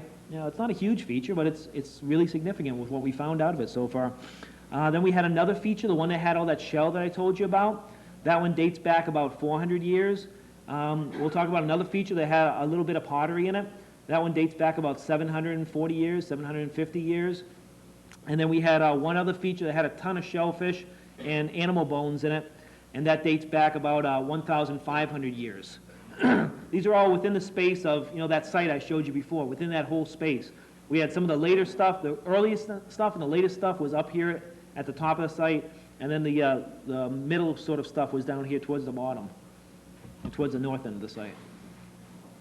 These are the artifacts, some of the artifacts anyway, that have come from the site. Those are the ones that are up here on display in the case. You'll be able to see. What we have here are, this is one of those Orient fishtail points here. There's another one over there. This is the tip of a drill. This is a biface. This is just a roughed out stone tool. These up here are all those Lavana points that date from the late woodland into the contact period. These 2 points here are the Squibnocket triangles. This point here is that Lagoon point. And then the points down here are a couple of fragments of points. Now, the really interesting thing is that we're getting this material here. This is quartz. Everybody finds quartz. You find it everywhere. Quartz. This is quartzite. This was found up near that feature that dated to about 1,500 years ago. That's about the right time period for that kind of point. All the little flakes, the little chips of stone were all found right in the same area. They weren't scattered all across that entire site. So it looks like someone was making this point right down in that area, somewhere around 1,500 to 2,000 years ago. Now, one of the most interesting things we found is the material that's used for this point, and this material here. Those are all that chert that comes from New York State. That's Norman Skill chert from New York State. And it doesn't occur around here. You can't find it on the beach or anything. They had to have been getting this stuff from New York. This stuff had to have been being traded over, or these people went over there and got it and came back, and they were making it into tools at this site here, out of that chert. This point here, which is the little point that you can see in the case that's up here, they never finished it. They were making it, and it was really thick on one side, and as a person who's actually made stone points before, I know that if they would have knocked off one more piece, that thing would have shattered in half. It would have broken in half. So maybe the man who was making this thing threw it away before getting that heartbreak, because it would have broken right in half. And having a material like that, it's a rare material. It's an exotic material. We'd think of it as like an expensive material. They would think of it as exotic and possibly precious. So he either threw it away before he could finish it, or maybe he put it into this pit on purpose, because it was right in the same exact pit with the pottery and with this other point, which is perfect and thin and nice and finished, and got thrown away in the same pit with that piece of pottery and this other point here. Now I'm saying, oh yeah, he threw it away because he knew it was going to break and it was a bad point. That's just my interpretation of it. His back in the back 3,400 years ago might have been something completely different. It might have been something religious. I have no idea. It might have been something completely practical. I have no idea. I can't exactly think exactly the way that he did and think of exactly the way he was thinking. But from my own viewpoint, from doing napping myself, I would have gotten rid of that before I finished it because you couldn't do anything else with it. The piece is too small to make anything else, so maybe he threw it away to save the heartbreak, but I don't know if that's right or not. Alternate interpretations are fine. The little drill tip here might have broken off when it was being used, when they were drilling something, and it snapped off, and they dropped it where it broke off. Some of these other points here, you can see the corners are broken off. They might have been broken off while they were being made, and maybe that made them a point that was no longer serviceable. Might have broken off during use.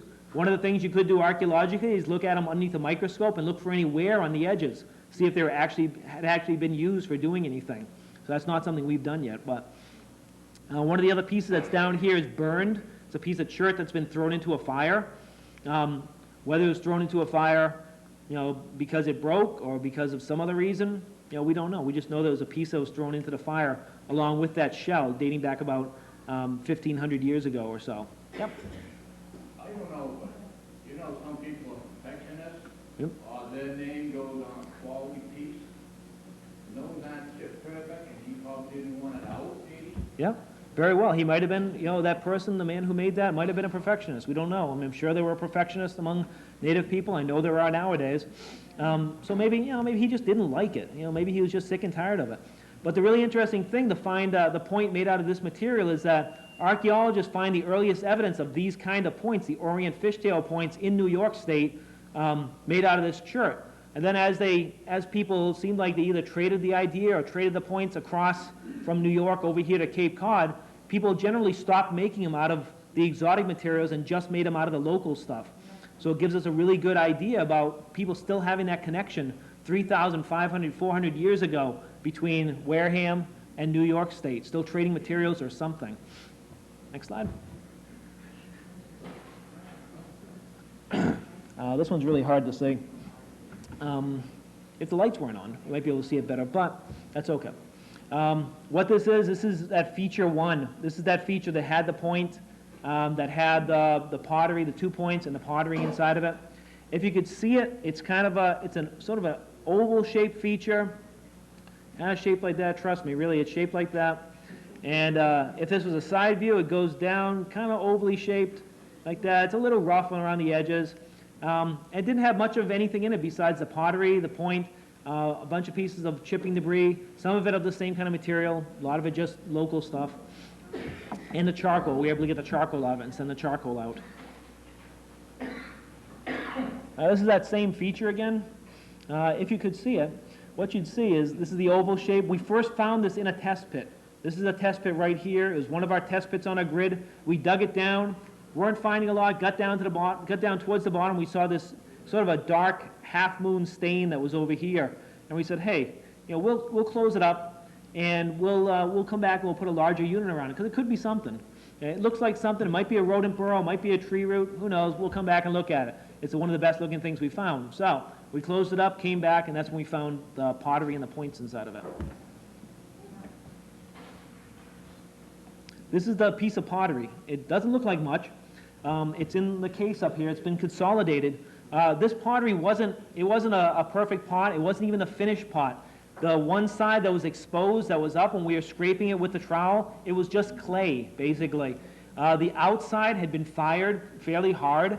What they would do, what women would do, is they make a little dish out of clay, and they mix a lot of temper in it to keep it together.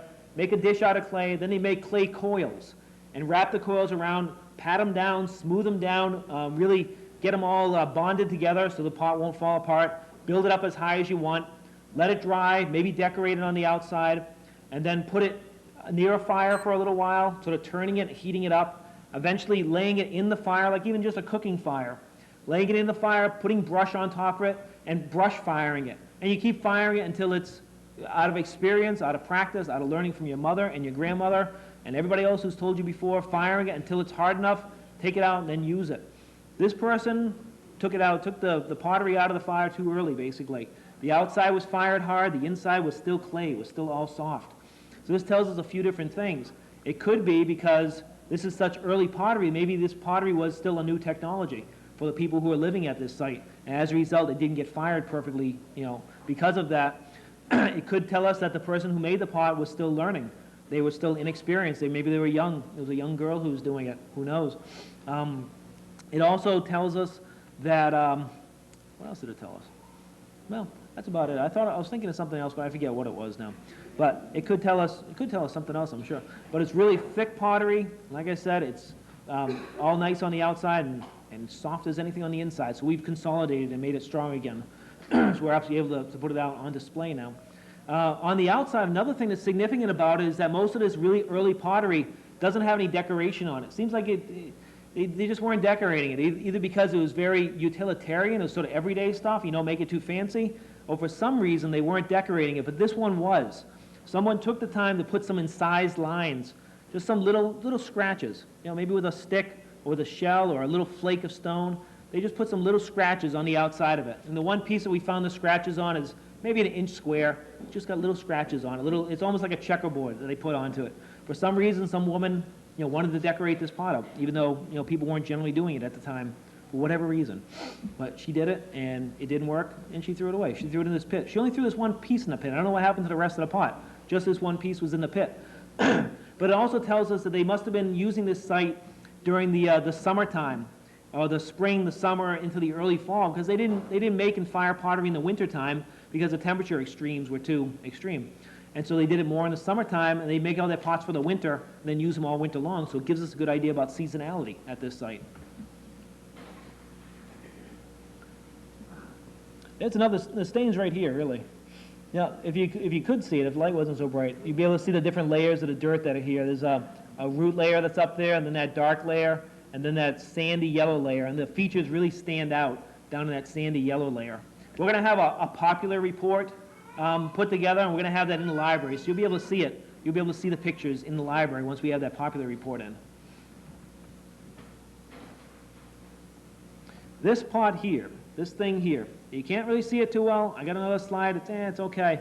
Eventually, we'll have this back in Wareham. We were out there digging. We were digging that first feature that had the piece of pottery in it and the points. Anybody know Linda? Linda Byrne was here at the library. You know her? Okay, she's standing right here. Okay, this is before we got down this far. She's standing right here, and she said, I bet there's a pot down there, or something to that effect. There's a pot down there. Craig, find my pot, or something like that. She takes off and leaves. I start excavating this area over here. Next thing you know, I find a whole complete pot in the ground right underneath where her feet were, and I had to dig out that area where her feet were to be able to take the whole pot. She psychically predicted that there was going to be a pot right there, and it was right there. Well, yeah, and then I haven't heard the end of I told you so. Over and over. Yep, it's to find early pottery in a feature with the point, that's pretty rare. To find an entire clay pot, a whole complete clay pot at a site, there's like 5 of them from Massachusetts. There's one other one from Wareham that's been found too, interestingly enough. And then there's this one here. Next slide. Which had, of course, a tree growing through it. This is the pot is here. Around here, it's really hard to see again, I apologize. Pot's here, here's the tree growing through it. So, of course, we couldn't just, and this thing it's another one that looks like it was fired really poorly. But the interesting thing is, this dates to about 750 years ago, whereas the other one dated to 3,400 years ago. So, over the course of 3,000 years, people didn't learn how to make pottery any better or something here. This one's a lot thinner. The other one, like I said, was almost a half an inch, 3/4 an inch thick. This one here is like half of that, so it's pretty finely made. It looks like they fired it, and it didn't work out, and they just dropped it. They dropped it into this. It looks like maybe it was a gully running along the edge of this site, and they just dropped it in the gully, and it got filled in with all this silt that washed in. They dug this gully for some reason, or it naturally occurred, or something, and they dropped this pot into it. It hit the bottom, fell over on its side, got filled up with silt, and eventually the whole thing got all filled in. But we couldn't take it out piece by piece because we'd have like a 2 million piece jigsaw puzzle. So what we did was we excavated all around it. We did like a halo around it that was maybe about 2 or 3 inches around. We excavated down underneath it till we got to the bottom of the pot. We knew where the bottom was. We excavated underneath it. We left it on like a mushroom. It became like a mushroom there. And I wrapped it with diapers, with baby diapers. I wrapped it with baby diapers. I taped it up really good. And I put it onto a board, and we were able to carry it out of the site just as that, and able to take it back to the lab and excavate it back in the lab in careful conditions and put consolidation material onto it. And so as a result, it didn't fall apart, so the whole thing's all together, just the way it was in the ground. But if you look at it, it's in like a million pieces, but they're all glued together. They're all held together just as the way they were in the ground. And this is the pot. Again, kind of hard to say. We'll have it down here eventually. This is the edge of it up here, going down towards the back. It's sort of pointed. It goes down here. It's all collapsed in on the side here. This side's pretty okay. This side here is pretty not okay. It's pretty soft stuff, but it's all consolidated now. Next slide. Another shot of the pot, looking head on. You can see these are all individual little pieces that have weathered off and eroded off and cracked off and fallen, off the surface of it basically, and they're only held on there because we consolidated the whole thing before we actually started excavating it. And it was a long process. It took us about 2 months to actually consolidate and excavate and carefully consolidate and excavate, but it was worth it, definitely. It's one of the only whole pots known for Massachusetts. This was another feature. This is feature 8, I believe, which was the pit that had the shells inside of it. Just a small pit here. Had a bunch of oyster shells right on the very top, and then nothing down below. It was maybe about this deep, about 1.5 feet deep. Had a little pocket of shells at the top, and then nothing down here, except for a few herringbones scattered all through. And those dates back to about 450 years ago or so. So there are people down here catching herring just before, about 100 years or so before the Pilgrims landed, roughly. Again, sorry for the dark picture, but this is another feature. Feature 9 was a big sort of amorphous shaped bunch of shell. They'd been plowing out here at the site. And so what this feature started off as was a pit. It was a pit that was about 1 foot deep or so, probably had sort of straight sides. Maybe it was a roasting pit. People would roast shellfish in.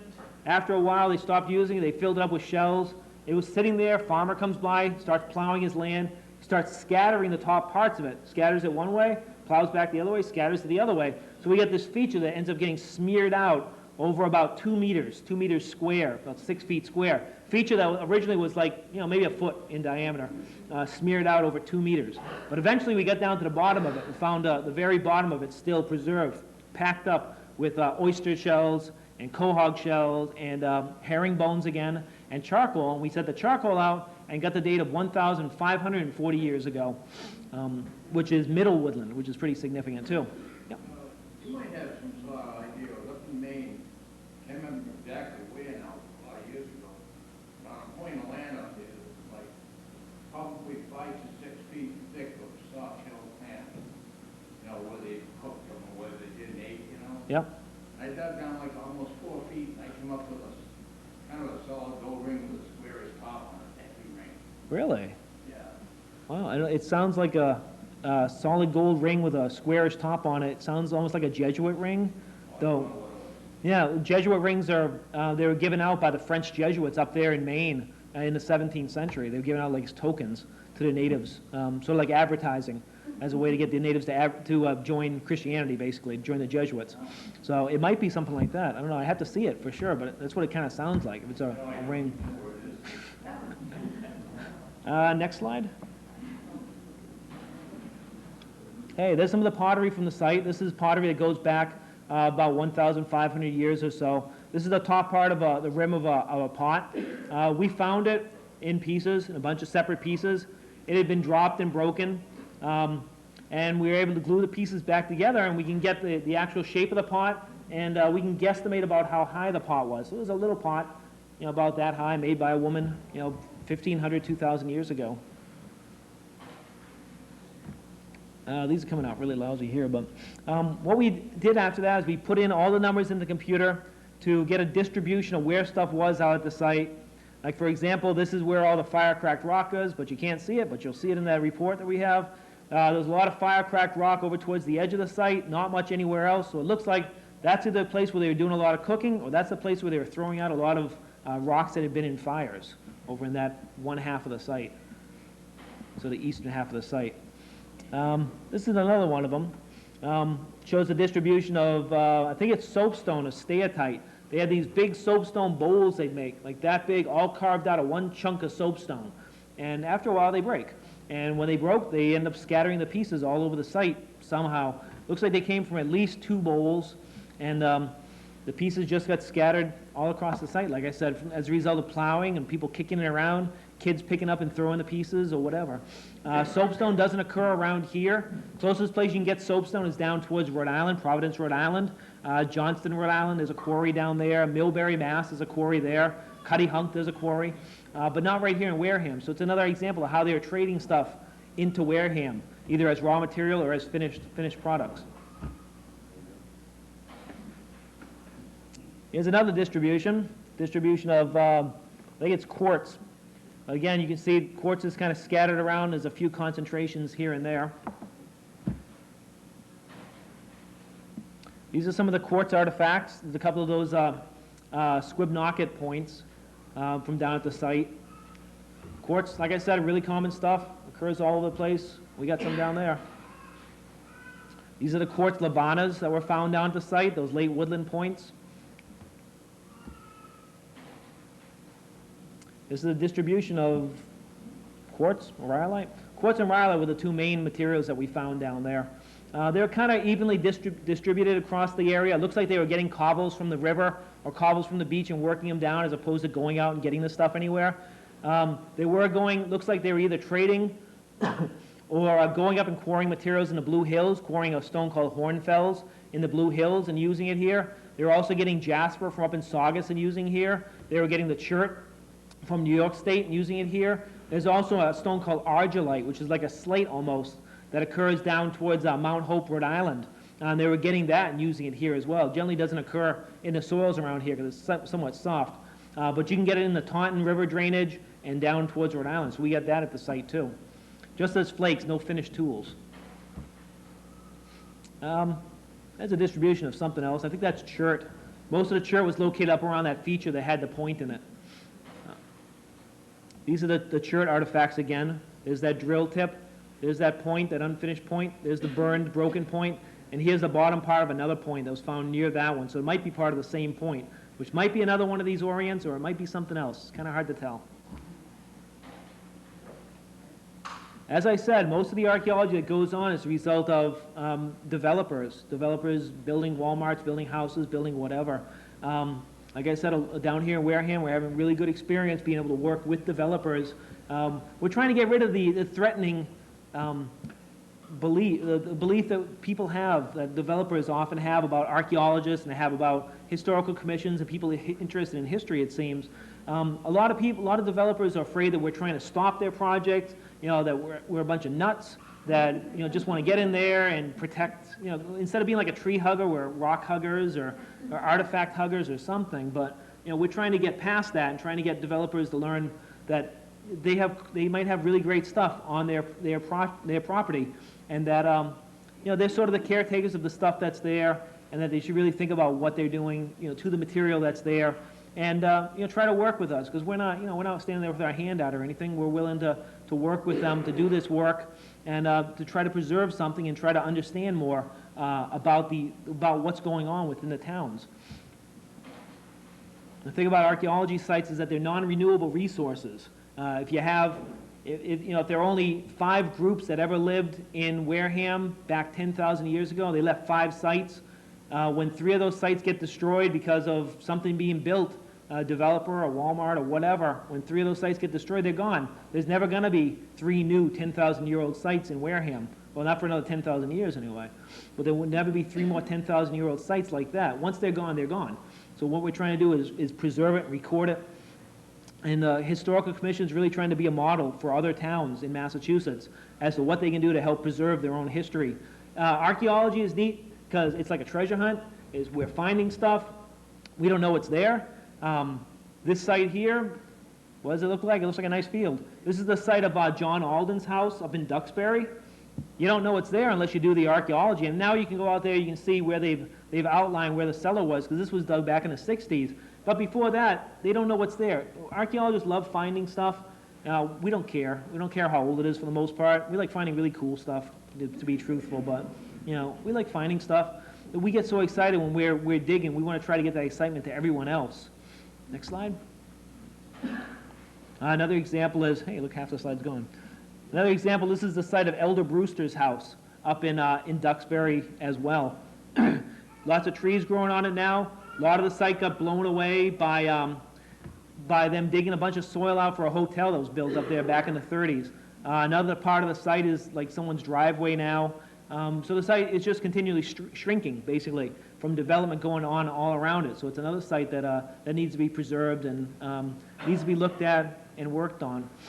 So what we've been trying to do with archaeology in Wareham, we're working, like I said, with the developers, with the Historical Commission, everyone else, we're trying to get everyone excited about the archaeology, trying to get everyone to give us as much input as they can, as they want, about what they know about archaeology, about what they know about archaeology in the town, or anything, basically. I hope you've enjoyed learning a little bit about what I do for a living. I like doing it. It seems like people like reading about it because National Geographic says that they can't go like 2 issues without having someone complain about there being no archaeology article in the issue. So I guess generally everybody likes it. If you watch the Discover channel, it's always on there. Like I said, I've been trying to give you a little bit about what I do, what you have here in the town, and generally I hope you enjoyed it. And that's about all I have for tonight.